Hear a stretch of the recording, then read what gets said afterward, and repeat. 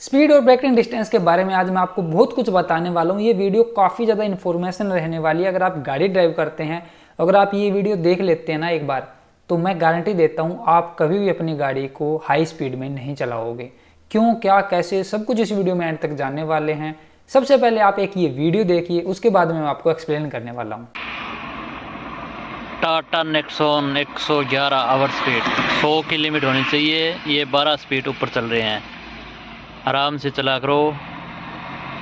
अब इस वीडियो में क्या है, इस वीडियो में एक टाटा नेक्सॉन है जो कि 110 किलोमीटर पर आवर की स्पीड से चल रही है, जबकि वहां पे रोड की जो लिमिट थी वो थी 100 किलोमीटर पर आवर। और उस वीडियो में लोगों ने बहुत सारे कमेंट कर रखे थे कि 10 किलोमीटर ज्यादा अगर स्पीड बढ़ गई है तो क्या बड़ी बात हो गई, आप लोग चलान कर देते हो, गाड़ी की स्पीड है उसको लिमिट नहीं करते, वगैरह वगैरह वगैरह। और ज्यादातर लोग यही कह रहे थे कि भाई 10 किलोमीटर पर आवर ही तो स्पीड बढ़ी है, क्या बड़ी बात हो गई, क्यों उसका चलान किया जा रहा है। इस वीडियो में मैं एक्सप्लेन करने वाला हूँ कि कैसे सिर्फ 10 किलोमीटर पर आवर की स्पीड ज्यादा होना भी कितना ज्यादा ब्रेकिंग डिस्टेंस बढ़ा देती है, और इसी के साथ में एक्सीडेंट कितना बड़ा हो सकता है। आप सोच रहे होंगे 10 किलोमीटर से, यस, जब आप इसकी फिजिक्स और मैथमेटिक्स निकाल के देखोगे तो आपको समझ में आएगा। तो शुरू करते हैं वीडियो को और चलते हैं अपनी वीडियो पे। तो देखो, सबसे पहले मैं आपको कुछ चीजें एक्सप्लेन कर देता हूं ताकि आप बेहतर तरीके से इस चीजों को समझ पाओ। ये सब चीजें जो भी मैं आपको बताने वाली, इसमें braking distance, force of impact और काइनेटिक एनर्जी, ये तीन चीजें काम करने वाली है। फोर्स ऑफ इम्पैक्ट हम इसलिए निकालें ताकि जब एक्सीडेंट हो,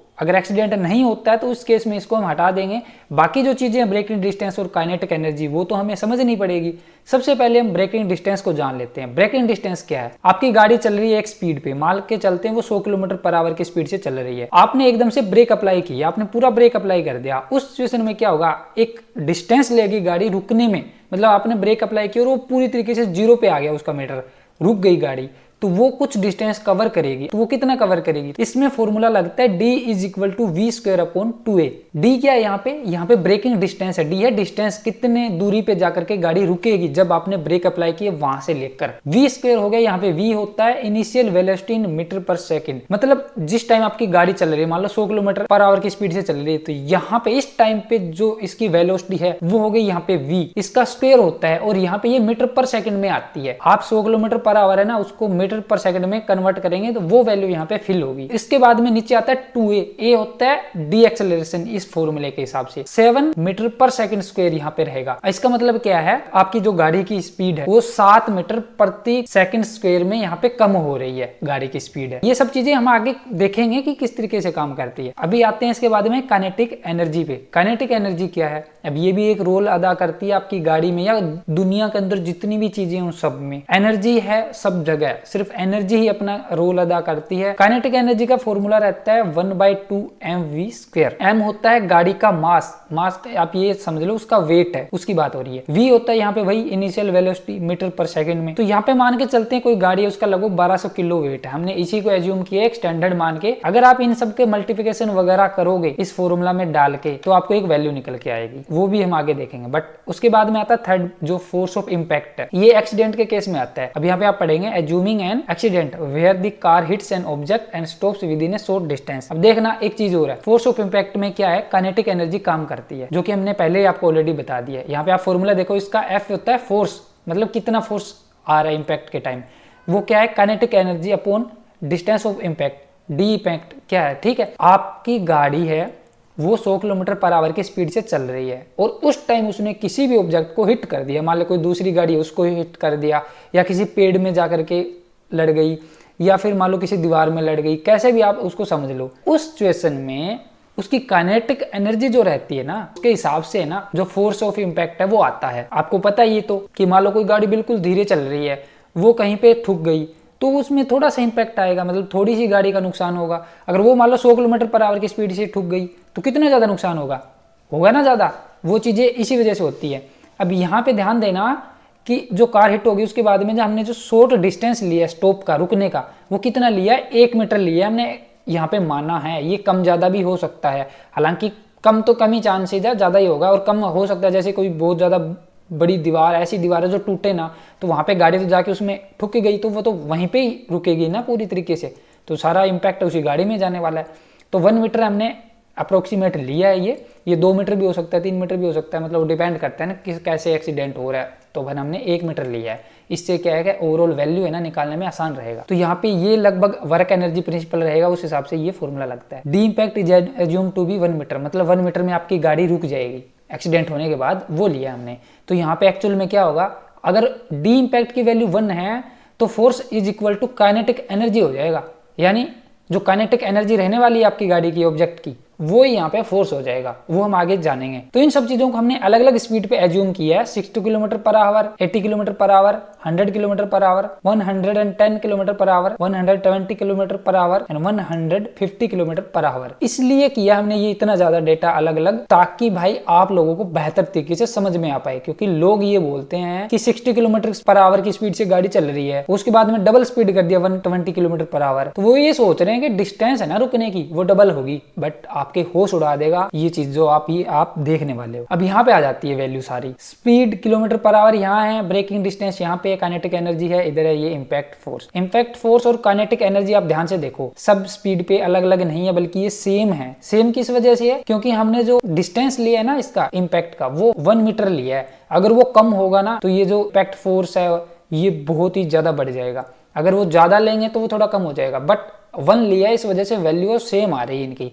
लेकिन आप ये देखो, स्पीड है 60 की, ब्रेकिंग डिस्टेंस लगभग 20 मीटर है, 19.84 मीटर है। ये मान के चले हमने जो वैल्यू ओवरऑल ली है, तो यानी 60 किलोमीटर पर आवर की स्पीड से कोई गाड़ी चल रही है, आपने इंस्टेंट उस पर ब्रेक अप्लाई किए तो वो गाड़ी लगभग 20 मीटर में जाकर के रुक जाएगी। अब वही गाड़ी अगर मान के चलो 80 किलोमीटर पर आवर स्पीड से चल रही है तो वो लगभग 35-36 मीटर में जाकर के रुकेगी। इसी तरीके से 100 की स्पीड से चल रही है तो वो 55 मीटर में रुकेगी, 110 पे 66 में, और ये इस तरीके से है, आप पढ़ लो यहाँ पे सारा। अब मैं आपको सबसे बड़ा जो डिफरेंस है वो दिखा रहा हूँ। 60 की स्पीड से गाड़ी चल रही है, 20 मीटर में रुक जाएगी ब्रेक अप्लाई करने पे।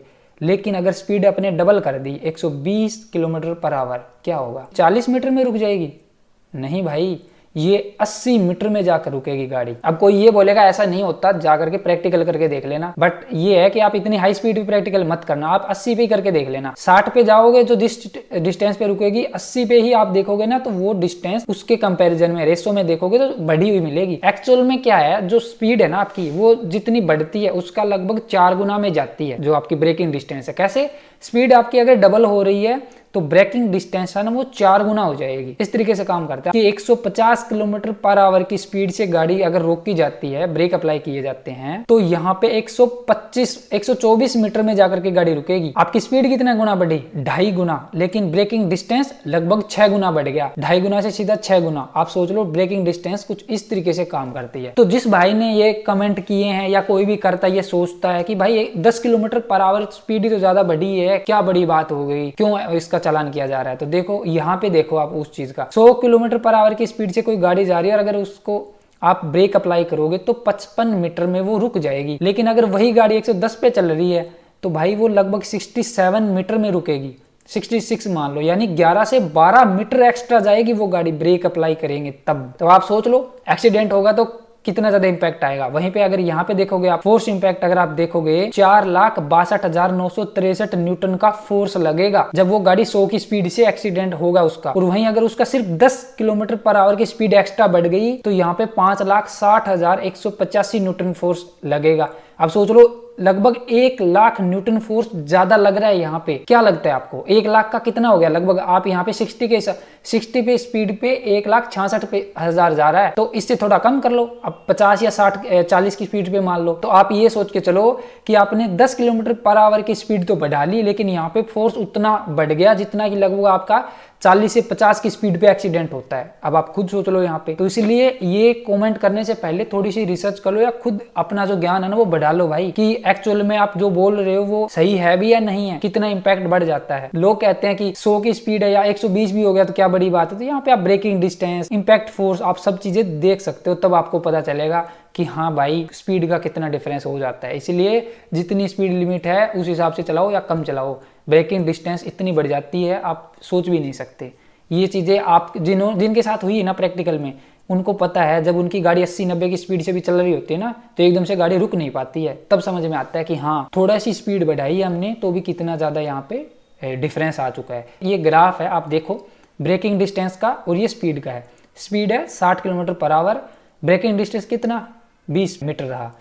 अब यहाँ पे स्पीड देखो 120 किलोमीटर पर आवर है, तो ग्राफ के हिसाब से तो यहाँ पे आनी चाहिए थी ब्रेकिंग डिस्टेंस 40, मतलब आपके हिसाब से आप जो सोचते हो, लेकिन ये यहाँ चली गई, इसका डबल हो गया 80 मीटर। आप देखो कितने तरीके से ये शार्पली ऊपर जा रहा है अबव, ठीक है। 150 की स्पीड से आपके हिसाब से यहाँ पे 20 है तो इसका 2.5 गुना हो गया, कितना हो गया 50, ठीक है। यहाँ पे रुक जानी चाहिए, बट ये कहाँ जाके रुकेगी, ये रुकेगी यहाँ पे 120 से भी ज़्यादा। तो भाई ये चीज़ें इस तरीके से काम करती हैं। काइनेटिक एनर्जी आप देखोगे तो इसका ग्राफ भी किस तरीके से हाई जा रहा है। इसके बाद में इम्पैक्ट फोर्स भी देखो, इम्पैक्ट फोर्स और काइनेटिक एनर्जी का ग्राफ तो सेम रहेगा। तो ये चीज़ें हैं। आई होप कि अब आप समझ गए होंगे कि भाई जो ओवरऑल आपकी स्पीड है और जो गाड़ी की ब्रेकिंग डिस्टेंस है वो किस तरीके से काम करती है। तो जब भी नेक्स्ट टाइम कोई भी रोड है उसकी जो स्पीड लिमिट रहती है तो उसके हिसाब से ही चलाना गाड़ी को, और कोशिश करो भाई हाई स्पीड में गाड़ी को ना चलाओ। आई होप कि अब आप समझ गए होंगे कि किस तरीके से नेक्स्ट टाइम आपको गाड़ी ड्राइव करना है, स्पीड लिमिट में गाड़ी को चलाना है, हाई स्पीड में गाड़ी को नहीं चलाना है, और बेतुके के जो कमेंट है ना वो तो बिल्कुल भी नहीं करने हैं। काफी ज्यादा इन्फॉर्मेशनल वीडियो थी ये। आई होप कि आप लोगों को पसंद आई होगी। वीडियो को लाइक करना और अपने दोस्तों के साथ शेयर करना जिनको भी इसके बारे में नहीं पता था, और इसी तरह के इन्फॉर्मेशनल कंटेंट के लिए चैनल को सब्सक्राइब करके बेल नोटिफिकेशन को ऑल पे जरूर से कर लेना। मैं मिलता हूँ नेक्स्ट वीडियो में। Thanks for watching.